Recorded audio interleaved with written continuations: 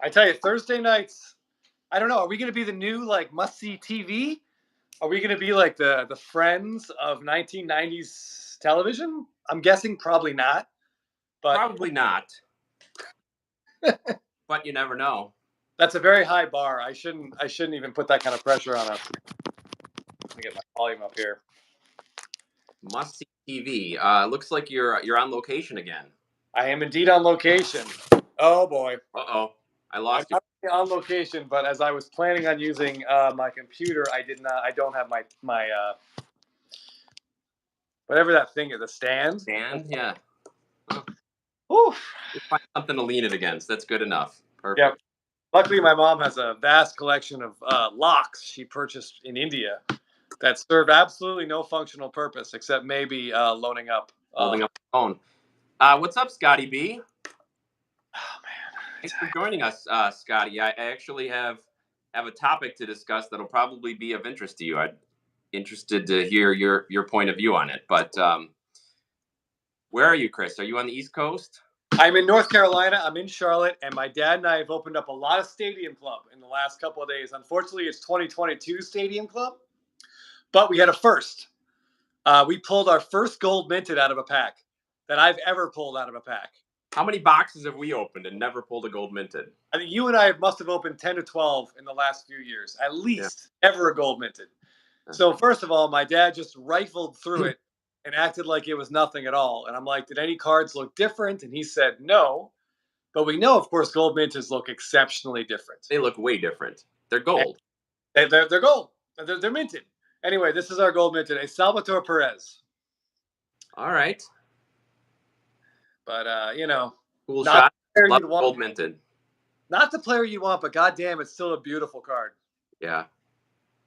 The color in it really just pops. Gorgeous card. Well, congrats on the pull. I'm sure you got some really top-notch autos out of those boxes. I found a full-on hobby box at my local or their local Lids, which I never thought to walk into, but I figured I'd give it a shot.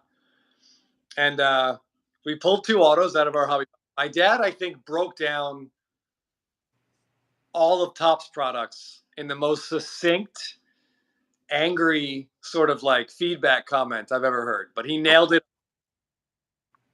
So first of all, I'll show you our 2 autos. Jake McCarthy. All right. Yeah. At least it's a player we've heard of. Right, and Connor Wong. Okay. My dad said, after we pulled both of these, he said, I wrote it down, why the hell does Topps go through the effort of having these players sign the cards if nobody's going to want them? I had no answer. I had no. That's very well put, Mr. Parsons. I feel like, the answer is so they can sell more product. But yes. But yeah, I was like, what? But yeah, I had nothing. I was like, all right, that's an excellent question, Dad. Yeah. Wow. Well, welcome those of you who managed to find us. Yes, fantastic question. Scotty approves. Maybe we can discuss it on our other podcast at some point too. But thank you to those of you who found us at our new night and time, Thursday night at 6 Pacific, 9 Eastern, for a little Blabbin Live. We got a couple things to talk about. Some big news today in the hobby was the taco fractor in the final reveal of the importance of the taco fractor. So you want to tell everybody about that? First of all, I'm going to say, Jeff, I think you're throwing the word importance around real casual like. I'm not sure that's the accurate word. My hands have been full, but if I'm not mistaken, if you have a taco fractor of the player that's stealing the World Series, you win. Is it Taco Bell for life? Yes. And I did read the fine print, and it's a $15,000 digital gift card. That's about. I don't think you could eat that much Taco Bell and live. No. So that's got to be about the max that your body can handle. It's probably like $2 a day maximum. I watched a mutual friend of ours, eat $26 worth of Taco Bell after a softball tournament. And I thought for sure he was going to drop dead on the spot. So $15,000 should last the better part of your adult He life. may survive, but I don't know if his toilet did. Oh. Right. Oh, no. If you have the taco fractor, which means there's 5 possibilities, right? Because they're numbered to 5. So there could be 5 winners. There could be. But there's also, they didn't make a taco fractor for every player, right? Right. I mean, goodness, right. What happens if Spencer Strider steals the first base? We know sure as hell there's no Topps Chrome taco fractor of him. So, yeah, I don't know. Yeah, I didn't read that far into it. Is there a contingency? Is it like the first player who has a taco fractor with a stolen base in the World Series? I don't know. I mean, it kind of made me think. Remember when we first heard about the taco fractors? Everybody was throwing out ideas of what they could mean. Is there going to be some sort of prize? Is it like a big party you get to go to? And I kind of feel like they didn't even know. No. I feel like Topps and Fanatics didn't even know, and they're like, all right, well, we got to think of something. And that's why they didn't release what the prize was until now. I mean, people had speculated that it might have something to do with Taco Bell. But yeah, so I don't know if it was just like, this is all we could come up with, so here you go. Yeah, I don't know. I mean, I'm not a huge fan of baseball cards, meaning of a baseball card promotion existing outside of the baseball card itself. I don't like that. Ben, now I'll be honest, I've not been in our chat. What was his suggestion? What was Jake's suggestion for the next? It's been a hell of a day for me, so I didn't see what Jake said. But Ben, please share it so we can discuss. Share what the idea is for the next. Yeah, I kind of I like it. I like the chase factor if it has something to do, like if it'd be a meet and greet with the player or something, or you go on the field during batting practice, something like that. I just realized I did read what Jake wrote, and to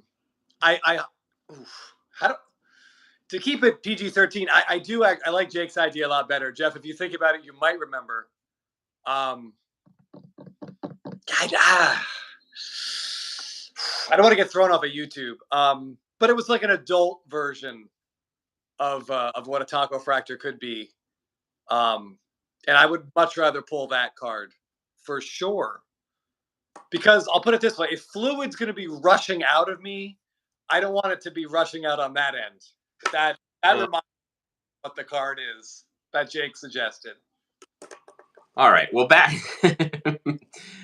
to the topic at hand. I do like it if there's a chase that means something, but not this. No, I would love like if you could go to like the awards banquet at the end of the year, that would be awesome. I would. Yeah, that's what I was saying. Or hey, what's up, Lucky Peter? Or get on the field for BP, or meet your favorite player, meet the player whose taco fractor you get. So I think I do like that. I do like that, but I think this was just kind of a miss. I mean, yeah, I would love to get it because I've heard so many great stories and seen some video of the sound that Ronald Acuna's BP makes. I want to hear that firsthand. I want to be up against the screen and really hear that crack in the back. That'd be great. Fanatics has such close connections with the leagues. You think that they'd be able to make something like that happen? Yes, and I think that would encourage more people to buy than one chance of getting a taco for life. Yeah, I don't need that. I mean, I think we all have enough digestive distress that we're dealing with. All right, Luke says if the player doesn't have a taco fractor, the taco fractor wild card gets the tacos for life. All right, so kudos to Topps for actually thinking that one through. Yeah. I realized there's a taco fractor wild card. That card is already sold for $11,000.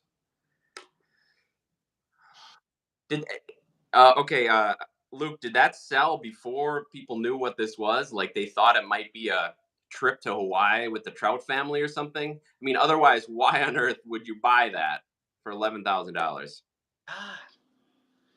It's just so weird to think about. Like being in the hobby, I'd much rather wouldn't you rather have like a first Bowman Chrome auto of Betts or Acuna for $11,000 than a bunch of tacos that are just gonna shred your insides? Yeah, or you could spend that money on the tacos over your lifetime. If you could just set up your own special taco bank account that you only draw from for that. Maybe I'm just being snobbish. I don't know. I mean, I guess, well, if you can spend $11,000 on a baseball card, you can afford Taco Bell for the next 25 years. But maybe that's just me being snobby again. I don't know. I don't want to offend. That's why I want to know when that purchase was made. Was it after this contest was revealed, or was it still before? Okay, so it was still when there was like a possibility.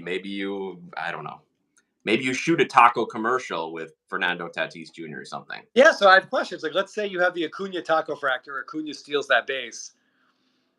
If there's the other, they're numbered to 5. Is that right? I mean, diarrhea for life, as Chris McBreen says. That's exactly right. I mean, true. Truthfully, yeah, it should come with like $15,000 with a Taco Bell, but 5,000 worth of Charmin or something. yeah. I don't know.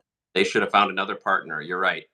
Yes, like what Jack. If you watch a lot of 30 Rock, that's what Jack Donaghy, the Alec Baldwin, would say would be corporate synergy. That's right. Plus, they could advertise it as $20,000 worth of prizes instead of just 15. For sure. Yeah. Or he said that's if the player doesn't have a taco card. Right. So it's a lot to pay for the wild chance. Yeah, that's so weird. It's such a weird thing. I guess we should just be like, honestly, we should be excited to hear that Topps is just doing weird stuff. And stuff like this will get Topps in the media, and that will potentially grow the hobby. So probably we should be generally excited for this, even though you and I are not particularly desirous of $15,000 worth of Taco Bell. Right. Well, like I said, I like the idea of having a chase card means something. And so if this is going to head them in that direction, I think that's cool. I know another thing that happened this week that you were a part of, maybe you could talk a little bit about, is you went to Hobby Rip Night, which was big. They had around the country at card shops, and I know there were a lot. I'm not sure, was the card shop that Tom Brady went to? Was that in Boston or New York? Tom Brady and Kevin Hart, a bunch of celebrities showed up, ripped some cards, traded with kids. So I kind of feel like that's kind of the direction that they're going to try to grow the hobby. You want to talk a little bit about the that Hobby Rip Night you went to? Yeah, that was really cool. So we went to Burbank Sports Cards. They were doing a trade night from like 5 to 9. Jake, short print a day on Instagram. He and I went. It was our first date. It was very nice. There was some pressure, but so we walk in and they were handing out like raffle tickets for giveaway. We specifically asked the card father, like, is this for adults or should we just save the tickets for kids? And he said, no, you guys are welcome. We each took a ticket. We walked inside. I think we were standing inside for all of like 5 seconds, maybe 20 seconds. And they're like, we're going to do our first winners. The first number they called was Jake's ticket.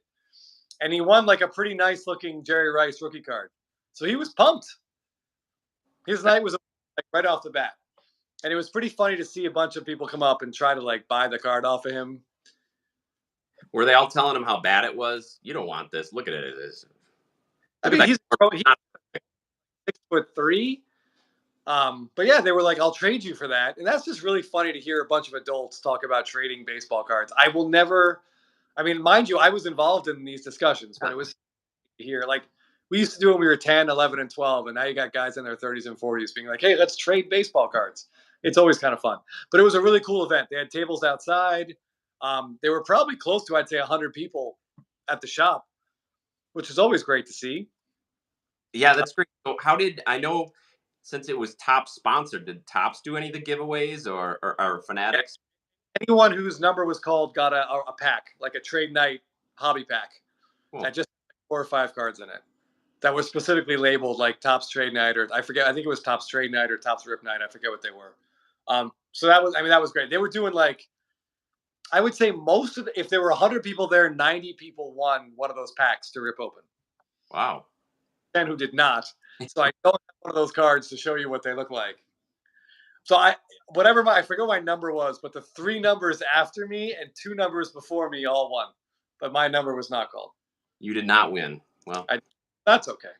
I won by being there, by being out of my house. And my wife won because I wasn't home. Yeah, well, it sounds like a cool event. Yeah, I was sad that I couldn't go because I would love to check out the atmosphere. I've been to trade nights there before, and they've been great. So I was just wondering how this one would compare. But I wonder if Fanatics is going to make that more of a regular thing again, if it's part of their plan. A couple times a year, they should do that. And it was cool. So Jake and I each brought some stuff, some cards we were putting out, and it was nice to see a lot of his short prints in person. He's got a really cool collection. Did he end up making any trades or sales? He almost did. He put out a bunch of of Judge and Trout like short prints that he has, and two guys just came like right over like a moth to the flame. And this one dude really liked, I forget which card it was that Jake had, but he was trying to trade him a Cosmic Chrome Julio Rodriguez card. And yeah, didn't get a lot of traction, unfortunately, for that guy. He's like, but it's numbered. And we're like, yeah. That's just like I think that worked as a pretty good warning out there. Like, just because something's numbered does not mean that it's desirable. Please don't buy Cosmic Chrome. Please don't buy Sonic Chrome. PSA out there for the. Although even in some of our card chats, there have been some fans of those products, or at least Cosmic Chrome, right? I think they were like anecdotal fans that liked how some of the pictures of the inserts looked, but I have not seen those people ripping any boxes and talking about. Yeah. Some of it is interesting, and I know Signden's Lab is always talking about how I think it's the Venus. Is it the Venus parallel that hasn't turned up? There's Venus. Yeah, well, apparently there's one planet where the parallels just have not shown up yet, which I think is kind of interesting and very, very on brand for Topps. I think somebody made a good point when I can't remember who it was, but in seeing some of these pictures, that they would be great as inserts in a regular Topps Chrome set. Like have a cosmic insert set where you have 20 of the top players with these really cool backgrounds. I thought that was a good idea. Yeah, but $100 and some odd for a Cosmic Chrome hobby box just seems a little bit absurd, but I don't know. I did not realize that Lids had such an extreme supply of baseball. I just got an ad in my email that Lids they have their own packs now. Like oh boy, your phone is listening to our text messages. That's kind of creepy. Packs that are exclusive to Lids. If you buy a hat or something, you get these packs. Yes, you get the hats with like the patch on the side. That's like 70 years of Topps or something. If you buy one of those hats, you get a free pack. They would tell me about that today. Oh, yeah. But they had like full-on hobby boxes at Lids, but not for like the current hobby box price. They were all for the MSRP, the initial listed price, which is a little bit kind of a bummer. Which is how much is it down from there? Okay, so for example, they actually had 2022 Topps Chrome update hobby boxes, and yeah, Ben, exactly, that does make sense because I believe Fanatics owns Lids, so there should be a direct line right there. I think a 2022 Topps Chrome update hobby box now on eBay is like $60 to $65, and they wanted $119.99 at Lids. I mean, that's just too much. I can't stomach that. So I just bought some Blasters of Stadium Club, and their last Stadium Club hobby box, which of course, was Stadium Club more reasonably priced to what current pricing is? I think the hobby box was $110, which is about. I think that's what it was. Yeah. And the Blasters were $25, which I think is probably what they are, $24.99, something like that. I mean, it's always a fun rip, but you know what you're getting, which is not $120 worth of value. Yes, it's the Mr. Parsons question. Yeah, no offense to Connor Wong and Jake McCarthy. Well, one thing I wanted to talk about tonight is something that Chris and I have been talking about a little bit lately, specifically as it pertains to this card I want to show. Oh, okay. How many SPs or SSPs is too many when we're talking about pop? So the reason I bring it up is because Chris and I have this card. Uh-oh. Yep. Okay. Mookie Betts smiling in the dugout. And if Scotty's still here, I'd love to hear his input on this. This is one of Mookie's best rookie cards. There are no parallels. It's a very short print in terms of print run compared to how things are now. And even the pop doesn't seem that high. I know you looked it up. It's what, 2.0? It's over 200. It's over 200. Okay. But the value just is not there. Is that because there's too many, or is that still a reflection on the Mookie Betts market? But it's just stunning to me that one of the best players, and it's one of the earlier short prints. Yeah. In terms of short print rookies, especially. Yeah. Right. Why doesn't it have any traction? And it's a cool shot. Yeah, it's one of those cards that we'll see occasional spikes, right? Yeah. it'll spike up to about $1,000, and then it comes right back down. And I think that's got to be a population thing, because there are over 200. It's one of those cards that it's cool and it is fairly rare, but there's always at least one or two. I think there's currently 3 PSA 10s on eBay.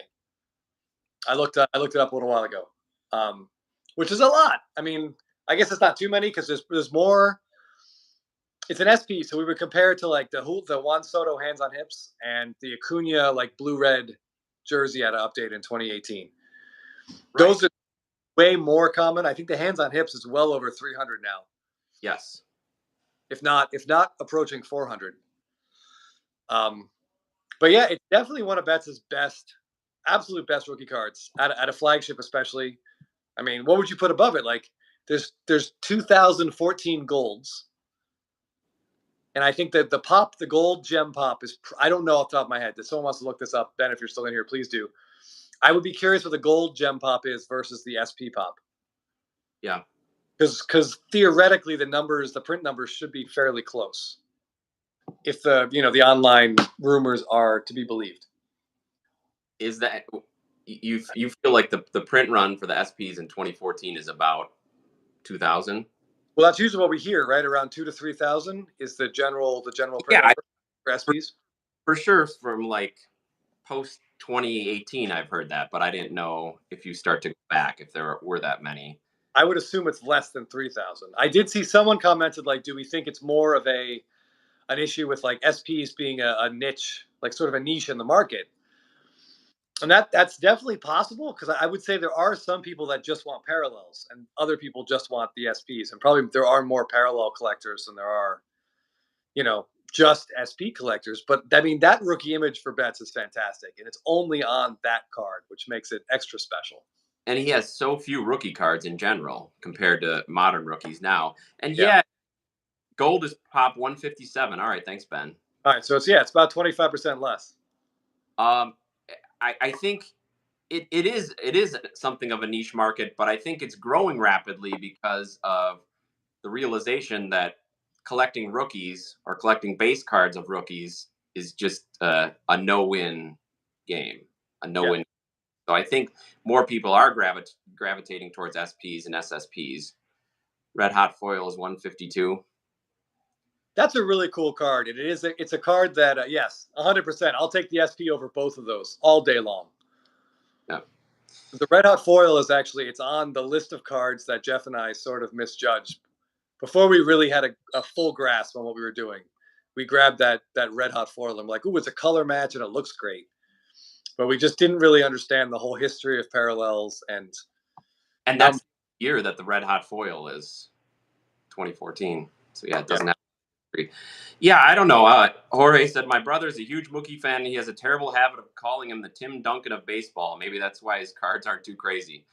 So I feel like maybe he means that I'm not sure if the comparison is that he's not exciting, because Tim Duncan was kind of known as the big fundamental. He wasn't very exciting. So I don't really think that's an apt comparison, but maybe the respect from the collectors, because I know Tim Duncan isn't a huge collector magnet. So maybe that's the comparison.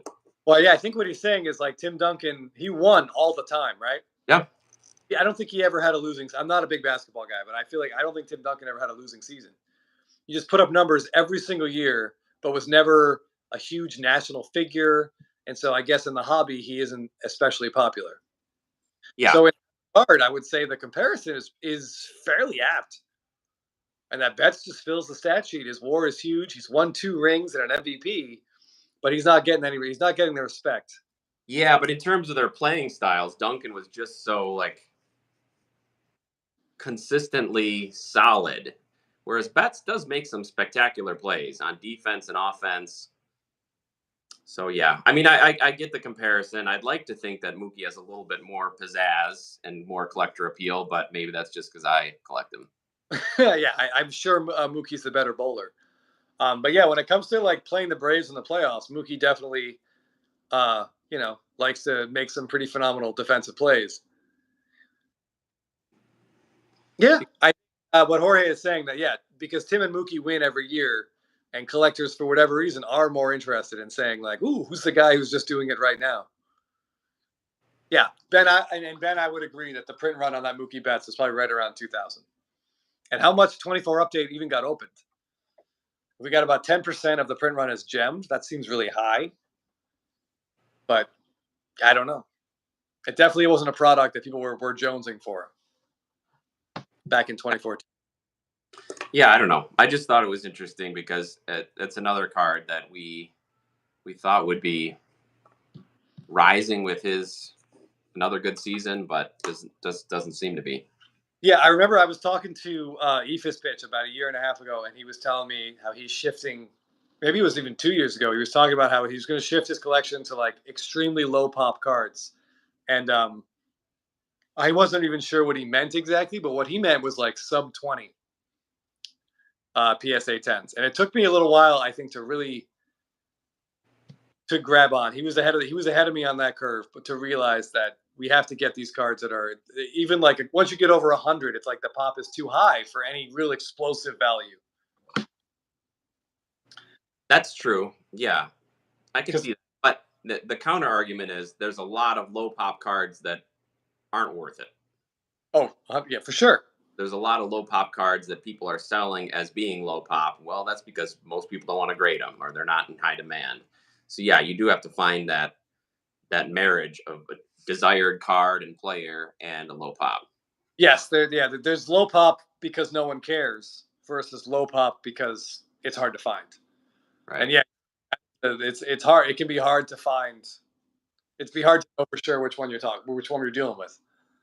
Yeah, you look at a say compared to Mookie's Hollywood card, which I think the last sales were like $3,500 in his 7th season or whatever. So yeah, that's very rare.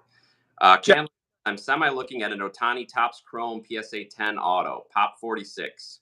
Seems low enough to remain very desirable. So I would have my immediate thought here. Was it Candler? Yeah. Did I get that right? Okay. Then I feel like he's talking about the base auto. Yes. 46 gems. 42 gems. 40 gems. Personally, I would be more inclined to jump up. Give me the blue auto in like a PSA 8. Yes. And the base auto in a PSA 10. Yeah, I think what you need to do is definitely evaluate the prices, what that price is, because you're definitely paying a premium there for the PSA 10 because it's not an uncommon card. No. The pop is rather low in PSA 10, yes, but it's not an uncommon card. So I don't even know those print runs are hard to know what they are.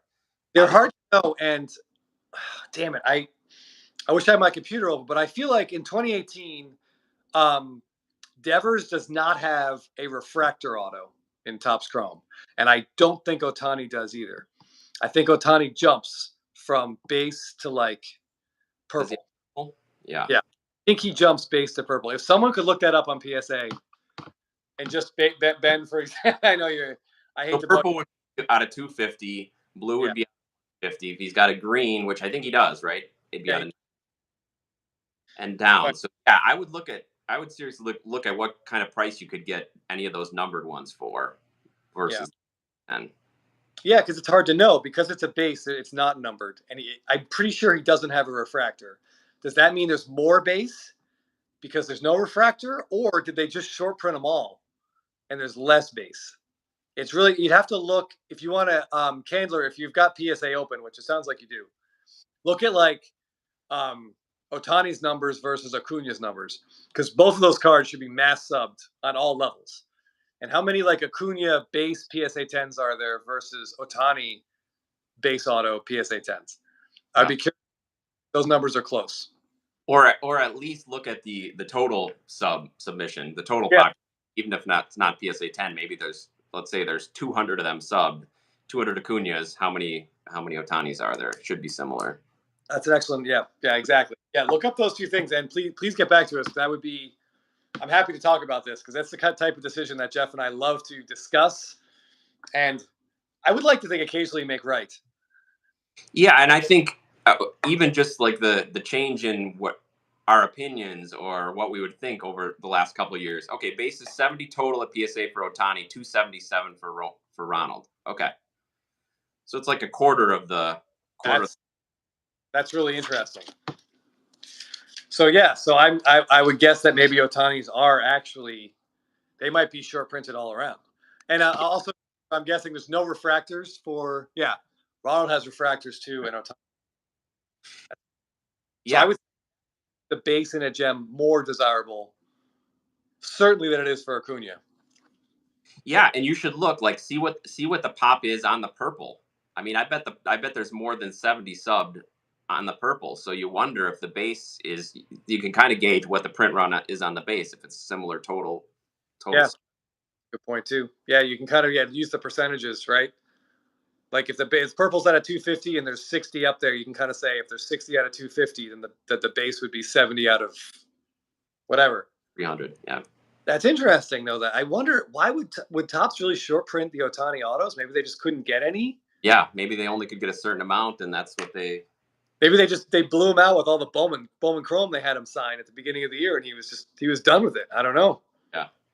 All right, but that makes that's certainly Candler. That makes it, I think, way more interesting because normally shy away from base, but I think in that particular instance, it might be worthwhile.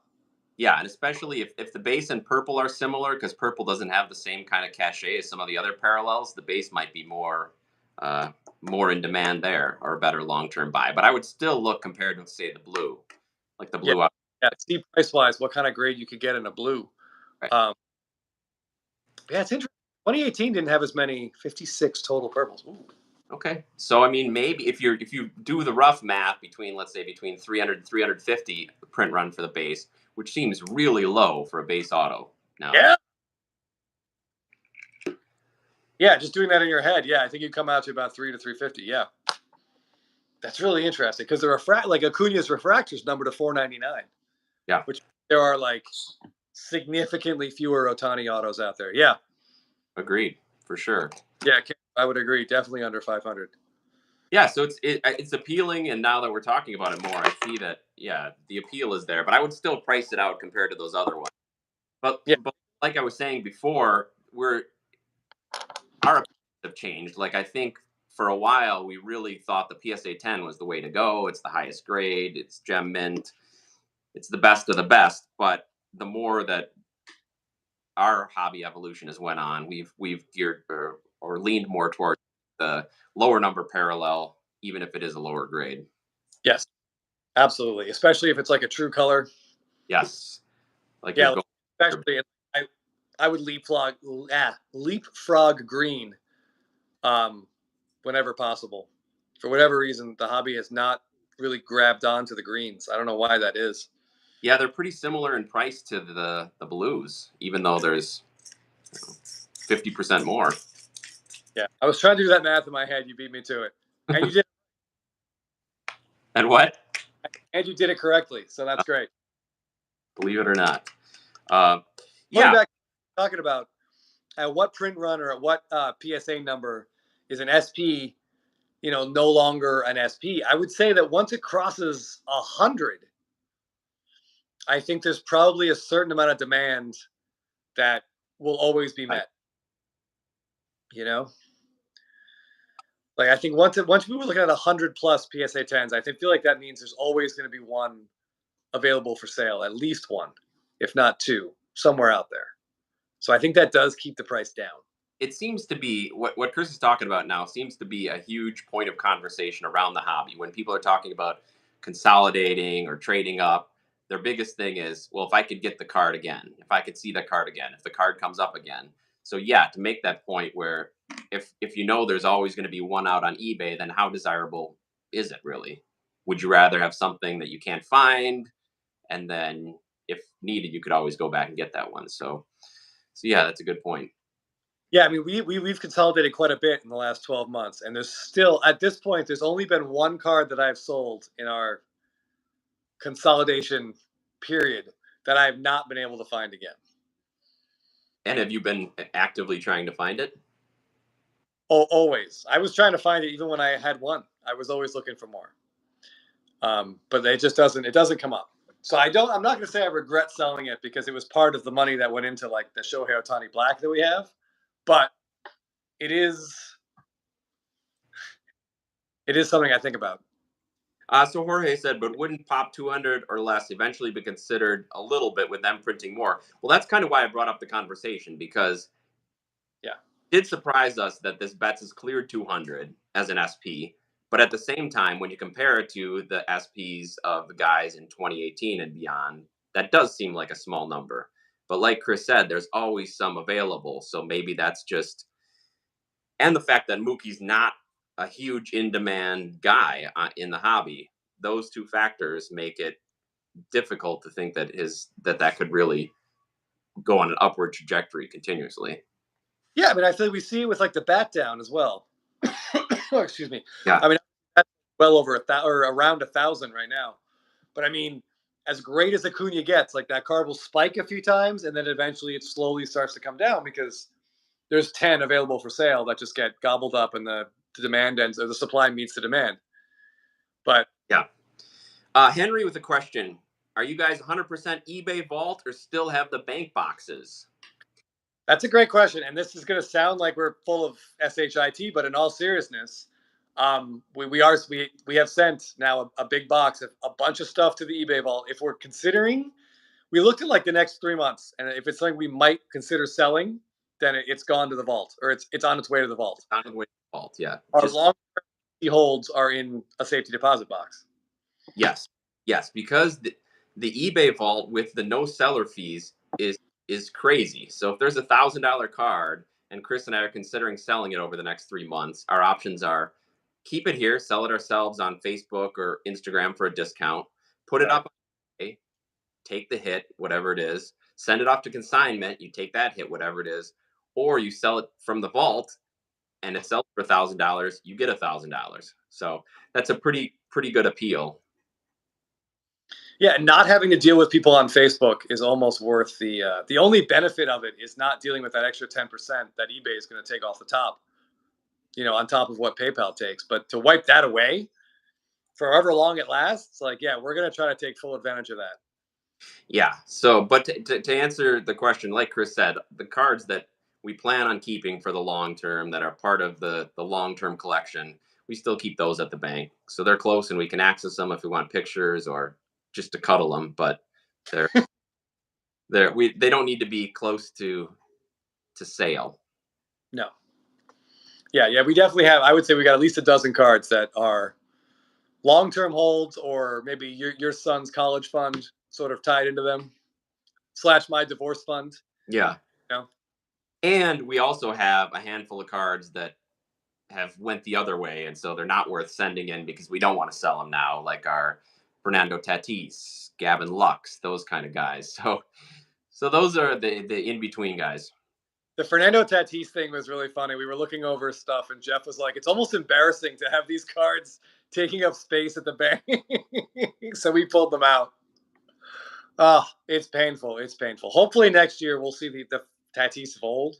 And I don't even know if I don't think his prices will ever rebound to where they were. No, never they were. But so the question is, do you liquidate them all and buy something very small, or do you wait till they go up a little bit and try to cash out? We don't know. So anyway, if anybody has any Tatis opinions, but we got a question from Caleb. Prices aside, would you rather have a blue Topps Chrome rookie auto PSA 9 or a Topps Chrome gold rookie non-auto BGS 9.5? That's a pretty complicated choice. It is. Yeah, I have follow-up questions. What year? What year? What year? Because if it's 2022, where there were at least 15,000 autos of every player, I give me the Topps Chrome gold. The gold, yeah. It's like 2016, 17, 15, where there weren't as many autos as there are today. I would take the auto. Yeah, 20. Caleb says. So it's right in the middle. Yeah. So if we try to think of like an Acuna, for example, you got a blue Chrome rookie auto, I believe. Indeed, I do. Yeah. So yes, I would say. Follow-up question: is it a BGS? Are we talking like a pure gem or a min gem? I feel like we need all the information. In 2018, I would lean auto. I would lean toward the blue auto. So thinking in specifically of Acuna, you would take the Acuna auto, the blue versus The BGS 9.5. Yeah, because Acuna especially. I mean, and this is all Acuna is going to be our hypothetical here, but there's also like his Topps Chrome image. I don't think has any particular like significance in Topps Chrome. Right. So Acuna becomes like a separate animal in a way in this question. So the gold isn't held quite as dear, maybe as I don't think it. There'd be a gold bat down or something. Exactly. Yeah. If it was like, or even like the gold update image. All right, Caleb. Fortunately, I think I'll end up getting both the players Gleyber Torres, and his prices are fairly cheap. I'm a Yankees fan. It's 210 subs and 9.5 subs. That's great. Sounds like a great crossover candidate right there. Yeah. Okay. Chrome. We've had good luck with the graded card review with Chrome. So yeah, so it's a Gleyber Torres Topps Chrome Gold, like Pure Gem Plus.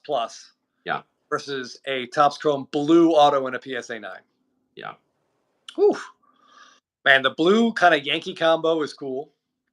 But it could be a gold gem, and that would be cool too. So. Yeah. Yeah. All right. I'm trying to think. I'm gonna think about if for Devers, what would I rather have? And I think I'd take the gold. And I'd cross that thing over. Or I would attempt to cross it over, and then punch a wall when it comes back a 9.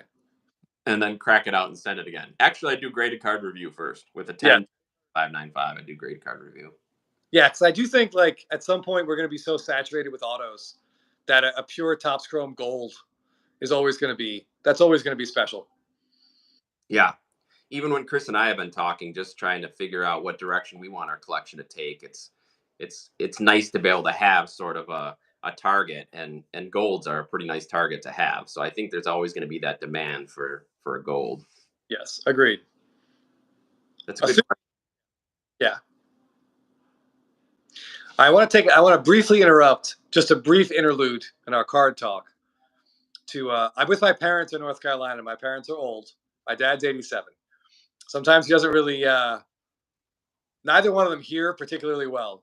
We had this conversation, which I'm going to relay to you now. I did not change any of this. I wrote it down on a napkin because it was so preposterous. Was this before or after you ripped the hobby box? This was after. This was like an hour and a half ago. Okay. So my mom is coming. So we're in their assisted living facility. My mom is always talking about she met this woman who's been here for 18 years. And she's like, well, I don't want to live here for 18 years. I'm like, I don't know how to respond to that. I'm like, well, I hope you do. But, the alternative's not great. So anyway, today we're eating dinner. My mom said, I don't want to be here until I'm 95 years old. My legs aren't strong enough. And I'm like, strong enough for what? Like, you have a walker? You can walk around just fine. And she's like, well, sometimes I can't walk around. So I'm like, well, you always have your walker. You should be good to go. And she's like, I guess if I have my walker, it's fine. There's a pause. My dad, very loud, says, if you really think about it. And we're like, oh, my dad's going to chime in. Where are we going with this? He said, and I quote, it takes a lot of body strength to pole vault.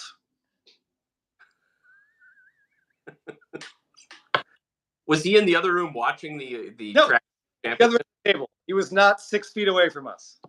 No one was talking about pole vaulting. Were his eyes glazed over? He was having a daydream about pole vaulting?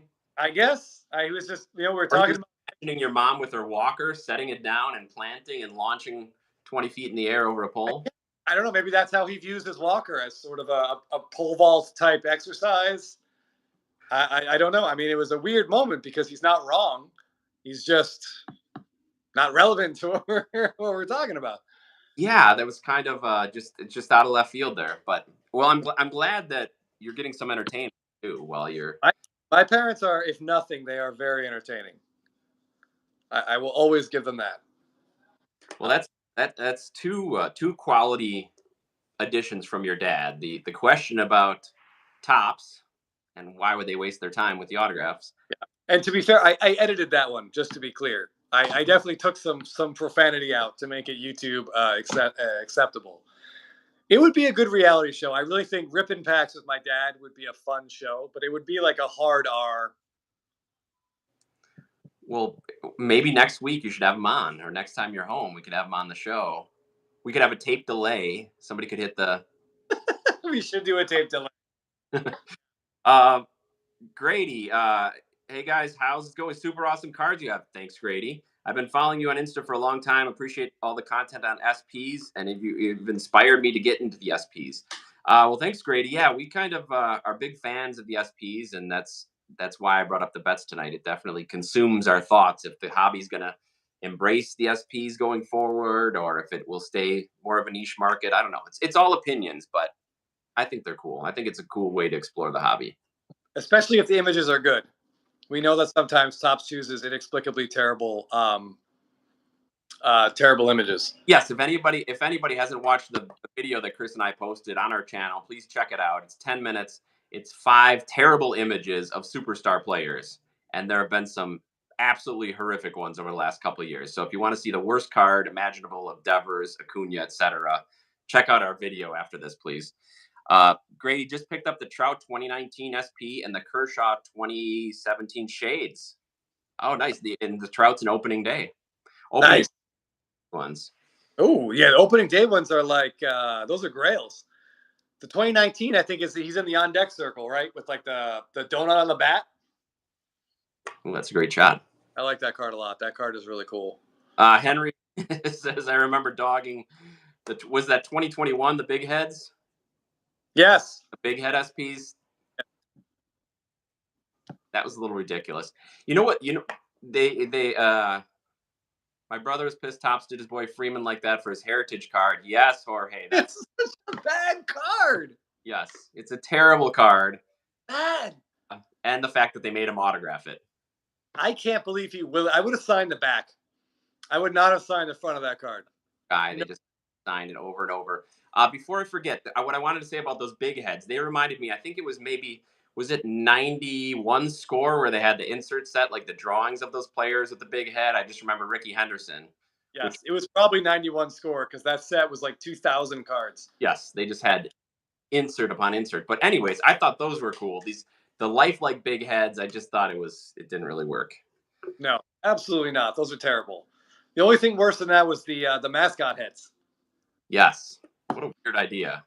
Yeah. But Polar Bear was a great shot. I like that Polar Bear card. I really do. If I were a Mets fan or I love Pete Alonso, I would need that Polar Bear card. For sure. Question from Ian. Since you were talking about crossovers before, do you guys crack and sub or try the official crossover PSA for your BGS Gem Min Plus? I think you guys have had success with official crossovers. Yes, so we've done a lot of both. In fact, we have 5 cards there now, and I've been informed that the grades are ready, but we're going to do another blind reveal. Hopefully we'll have them back for next week. There's 5 cards that we sent for the for the graded card crossover. Yeah, I get nervous just thinking about like opening that box live on camera because as soon as you look at it, you'll know. We'll see the stack of slabs. Right. And are they still in their BGS slabs? Yeah. Hey, what's up, Kevin? Thanks for watching. Yeah, so we've had success with crossing over, especially Chrome, the Chrome True Gem Plus, which last time at Burbank we tried graded card crossover on 4 cards. Yep. 2 were paper cards and 2 were Chrome. The Chrome, I believe, one was a True Gem Plus and one was just 9.5s. Yeah. Okay. And both those successfully crossed over. Both paper cards which were at least True Gems. Neither of them did. So we went 2 for 4. And other times we've had success more with the Chrome than with the paper. I feel like it's easier for them to see through the plastic, and they're more likely to give the Chrome the benefit of the doubt instead of cracking it out and finding something on the paper. But we'll find out. So tune in next week, hopefully, and you can find out how we did on these next 5. But we've also cracked cards out. Yes, I will say anecdotally, so people I've talked to, any cards that they have done the crossover with that have a 10 on surface, those almost unilaterally have crossed. Because I feel like that's the part PSA has a hard time judging and really seeing. But I think if they see a 10 on surface, they assume the surface is fine. Good point. But what Jeff is saying, we have also cracked a decent number. And I would say our crack out rate is something around the neighborhood of like 70%. Yeah. And there's a couple we're still considering. Like we have another Acuna SSP that we're considering possibly cracking and sending. Yes, horizontal one. Yeah, I that's probably worth a shot at this point. The price has come down enough that we can survive. There was a question in there that I. Yeah, we got more questions. Caleb, what's your ultimate Grail card if money is no problem? And a similar Grady, if you guys were to go after one SP or SSP, which are you choosing? Ooh. Your Grail card could be an SSP or an SP. Boy, it's so hard to say. I mean, I know while we both have an appreciation for a lot of vintage cards, and there's some amazing ones historically, I don't know. If realistically, I'm thinking probably something modern. Yeah, I mean, if I could choose one like SP, SSP, I would. It's hard to say one, but I would want the rest of those 2012 Topps Chrome SP/SSPs. They're just so cool, and you never see them. And like the images aren't so special that they stand out, so I feel like they just get missed, especially back in 2012 when it was their first year. So like Josh Hamilton has one, but he's just at the plate swinging, and it looks similar to his base card. So like it doesn't really jump off the page. And if you were just going through looking for your Harpers or looking for Yu Darvish rookies or something, the Hamilton might just get tossed aside. And I feel like that's happened because there's none. Happened a lot. Yeah. And I was thinking similarly, what about the 2016 updates, the All-Star Game ones? Yes. You just never see them. There some really cool images, fun images. There's a good Mookie in there. Yeah. Just Google 2016 Topps update variations. There's some really great. They're all around the All-Star Game. Yeah. Corey Seager actually has a really cool horizontal Gold Cup one. There's a BGS 9 on eBay right now. If you want to take a look, it's going to go for stupid money because you just never see it. But those are really cool, and a lot of those All-Star ones have other players on them. Yes. Like SSP is him and Machado. Yeah. So there's a lot of cool stuff like that. So that's where I would lean there, and maybe even the Hollywood Mookie, because that's a really cool card. I don't know. It comes up rarely, but it's really expensive. Trout has a good one from the All-Star Game. Yes. Yeah, and it's that weird All-Star jersey too. It's like brown and yellow, and I think Padres. They're all by the batting cage, I think, for the SSPs. It's got to be a Padres All-Star Game, huh? It must. That would explain. Yeah. Team. But they couldn't have made more than like 25 or 30 of all those cards. You just never see them. They're so rare. Yeah. So that's a good call. Those would be pretty high on our list as well. But yeah, if we could buy one, there was a question like one card. Well, money. The other card is Grail with if money was no option. So sure, you could say I'd take that PSA 10 Mickey Mantle, 50. Sure, right? But in trying to think of a more realistic one, there might be something like a Pujols, somebody who doesn't have a lot of high-end rookie autos. Yeah, I mean, just trying to think of people recently, like Miguel Cabrera has one rookie auto in Topps Update, in 2020 Topps Update, and it's all sealed set. So you have to buy a set, open it up, and maybe he's the auto in there. Probably not, but maybe he is. So that card's amazing because Miguel Cabrera is sort of underappreciated right now because he ended playing so terribly, but is actually really, really good. Cards in Crypto has the only Trout SSP from the All-Star Game. Yeah, and I think Cardboard Showcase has the Harper, I think on Instagram. I think it's him. So yeah, or even that 2001 Bowman Chrome Pujols auto. Yeah, that card changed the whole hobby. That's like the first real, Bowman Chrome auto that sort of changed everything. So maybe that one. Yeah, I would think something like that would be really cool. Or just an '88 Donruss Greg Jeffries. There's always that. You don't see those. Someday I would like a high grade 84 Donruss Mattingly. That would be pretty cool because that was like unattainable as a kid. Yeah, you were always a big Mattingly fan. There was one at Burbank, and it's just crazy to see one of those that's dead centered. Yes. It's just like you kind of stop in your tracks and take a look at it. Jorge Tizzi, yes, the Corey Seager is him warming up with his bat. It's horizontal. It's kind of a low angle. I think he might have a leg up, and I think the bat has a donut on it. Yeah. But it's got up. It's a really cool card, and you never see it. It's a great time to auction off a Corey Seager card too. Grady says, how do you guys go about having saved searches on eBay? What keywords do you got to use? Because I find the searches are so bad for that. Well, Chris is really good with the searches, so I'll let you handle that one. I feel like I'm good, and yet I miss things that infuriate me. So, for example, I will look for, like, I'll search for 2016 Topps update, and then I'll put in parentheses SSP, comma, variation, and then end parentheses.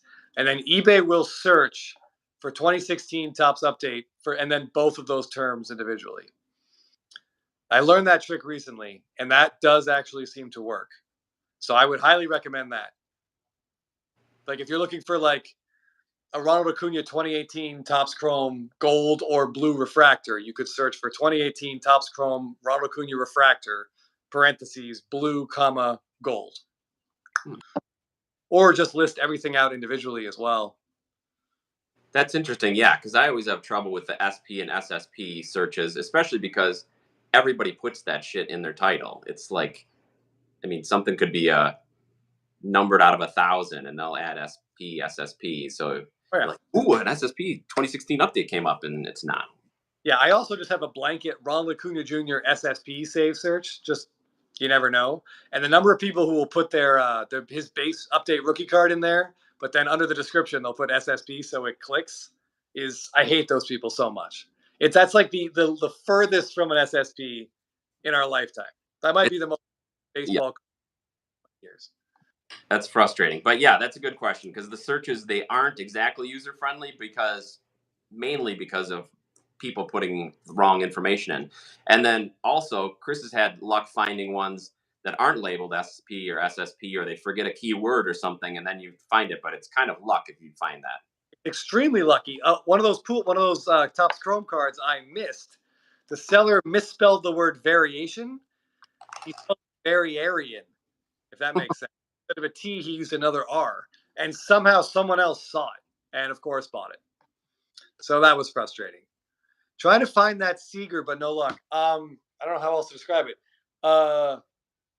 Yeah, Jorge said he found it. So Jorge, put in the chat what you used to find it to help Grady. Yeah, 2016 update SSPs. They are really hard to come by. Oh, wait. It might be that's the Corey Seager I'm thinking of now that I'm saying it. It might be from 2017.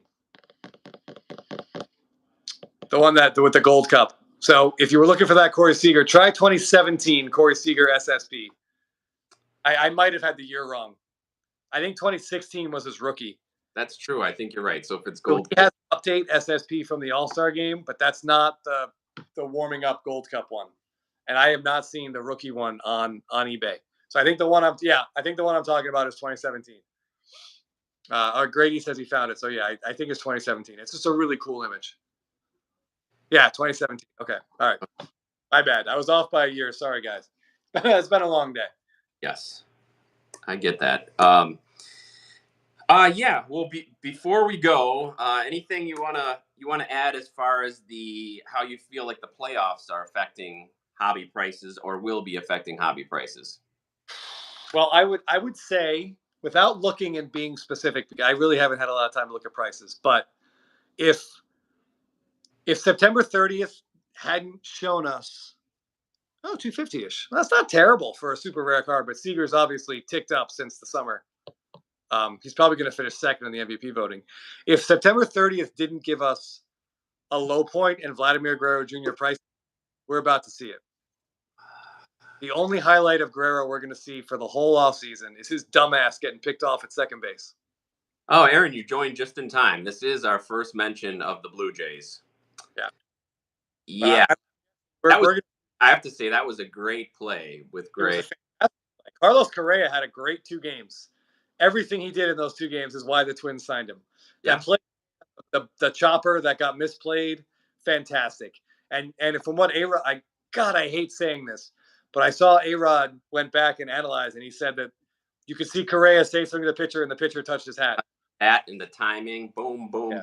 Yeah. The guy knows how to play defense, even when he can't. But yeah, I'll give Vlad credit. He did try the swim move, and he almost got it. He almost got the swim move back into second base, but you just can't get picked off there. You cannot get. You better off standing on second base with both feet. That was just horrible, and that's going to be the play. That play is basically the Blue Jay season. Just inexplicable, terrible baseball at the wrong time.